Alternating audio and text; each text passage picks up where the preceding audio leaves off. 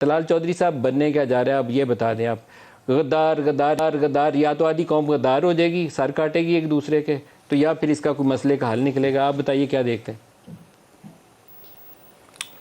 بسم اللہ الرحمن الرحیم.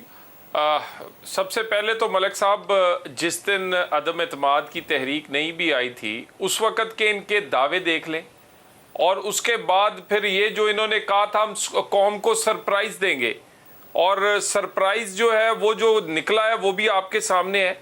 اصل بات یہ ہے مشرف کی روح عمران خان کے اندر ہے.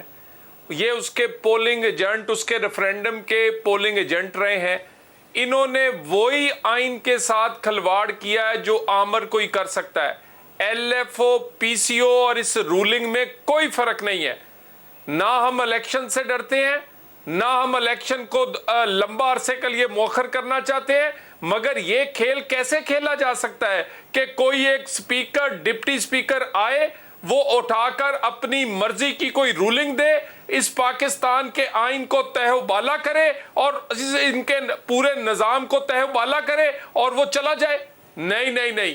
اور میرے منہ سے سجتا ہی نہیں کہ میں کہوں مشرف کے آرٹیکل 6 لگاؤ، کسی آمر پہ لگاؤ، ان پر بھی لگاؤ. یہ بالکل سیدھا سادہ کیس ہے 5 آدمیوں کا، وزیر قانون فواد، ڈپٹی سپیکر، سپیکر، صدر اور وزیر اعظم. اگر ان پر آرٹیکل 6 نہیں لگنا جو کہ 2 گھنٹے کا کیس ہے تو پھر چھوڑ دیں باقیوں کو بھی.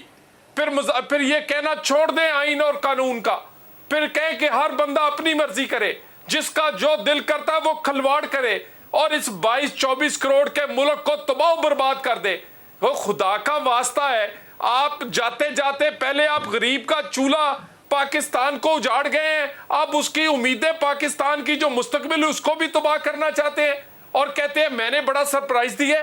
یہ سرپرائز نہیں ہے خان صاحب، یہ آپ نے اپنی یہ وہ کانسپریسی ہے جو آپ کے ذہن میں کسی نے ڈالی ہے کہ یہ ملک ویسے تباہ نہیں ہو رہا، اس کو اس طرح تباہ کرو، پہلے گورننس کے ساتھ، بیڈ پرفارمنس کے ساتھ، اور آخر میں جاتے جاتے آئین کے ساتھ کھلواڑ کر کے.